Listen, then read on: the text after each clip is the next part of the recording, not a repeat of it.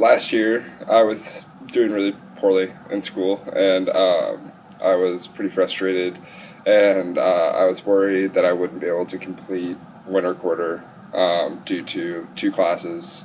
I ended up having an anxiety attack during exam week and dropping the exam. I made it up later, but so I decided I needed to go see somebody, and ended up going and getting sort of a mental health assessment. They did a diagnosis and found out that I have a learning disability, and they also sort of ADD, ADHD based learning.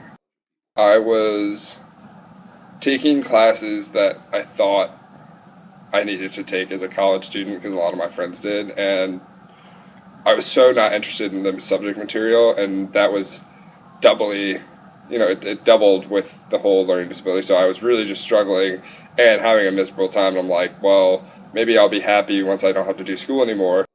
I think that the typical student at Northwestern doesn't think that that there are many students at Northwestern with learning disabilities because of the sort of mistaken impression that you can't be successful at a place like this if you have learning disabilities.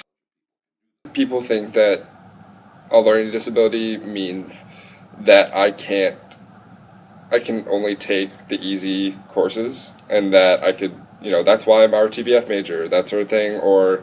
And I think that also is because of that stigma, I embraced that. I was like, yeah, I can, I'll only take the 200 level classes or the 100 levels here. What's the easiest distro I can take, guys? That's just wrong. That's just dumb and wrong, and nobody should think that.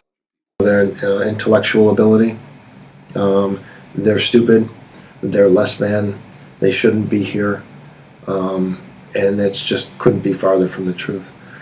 Our students are required to meet the same academic and technical standards as everyone else. That's a total fallacy thinking that I can't do higher level class, someone with learning disability. It is just a way of cognition in your brain that maybe is slower at some things and faster at others. My brain functions a little less than I would say is normal when it comes to certain things.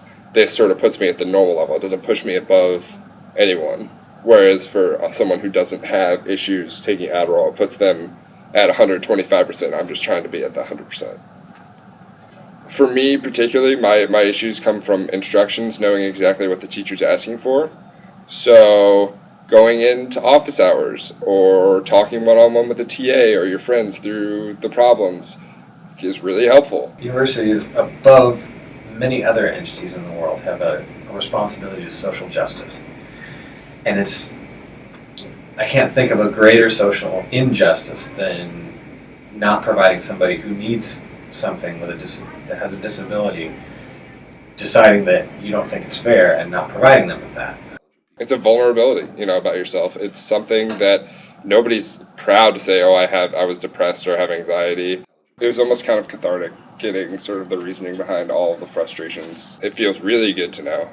My whole life, I feel like did a 180 since. So everything has become a lot easier for me in just so many ways.